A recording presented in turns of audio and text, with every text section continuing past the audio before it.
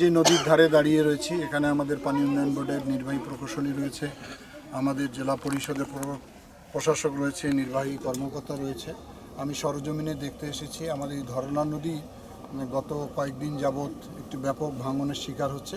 তাৎক্ষণিকভাবে এমার্জেন্সি কাজ আমরা করছি, জিও ব্যাগ ফেলে আপাতত এটিকে ঠেকানোর চেষ্টা করতেছি।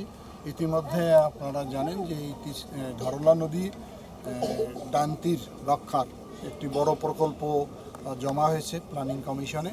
এটি হয়তো অনুমোদন হয়ে গেলে শীঘ্রই এগুলোকে উত্থাপিত হয়ে গেলে প্রায় 300 কোটি টাকার একটি এস্টিমেট করা হয়েছে, যাতে স্থায়ীভাবে আমরা এটা ডান্তির রক্ষা করতে পারি। আর পাশাপাশি তিস্তা নদীর বিষয় তো আপনারা জানেন যে ব্যাপারে আমি দীর্ঘদিন আন্দোলন করেছি, জাগোবাহী তিস্তা বাঁচাই। আমাদের মাননীয় প্রধানমন্ত্রী সাম্প্রতিক সময় চীন সফর করেছেন। চীন আমাদেরকে এই ব্যাপারে কারিগরি সহায়তা, আর্থিক সহায়তা দেওয়ার আশ্বাস দিয়েছেন এবং উনি মহান পার্লামেন্টে দাঁড়িয়ে সেদিন অত্যন্ত দৃঢ়তার সঙ্গে বলেছেন যে ইনশাল্লাহ আমাদের সরকারই এই তিস্তা মহাপরিকল্পনা এবং ব্যারেজের কাজ শুরু করবে। আমি সেখান থেকে অনেক আশাবাদী, কারণ আমি সরকারের মধ্যে আছি যেহেতু। প্রায় প্রতিনিয়ত মাননীয় প্রধানমন্ত্রীর সঙ্গে আমার এই ব্যাপারে কথা হয় এবং উনি অত্যন্ত আন্তরিক। আমরা আশা করি এটি কারিগরি সমীক্ষা চলছে, কারিগরি সমীক্ষা শেষ হয়ে গেলে তারপরে আমরা এটা এখানে তুলে এই কাজ শুরু করবো ইনশাআল্লাহ।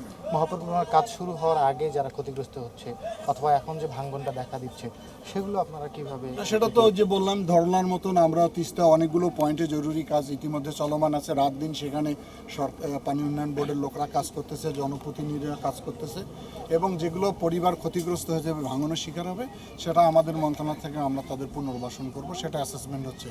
আর জরুরি ভিত্তিতে যারা পানি বন্দী হয়েছে তাদেরকে আমরা জরুরি খাদ্য সহায়তা দিচ্ছি।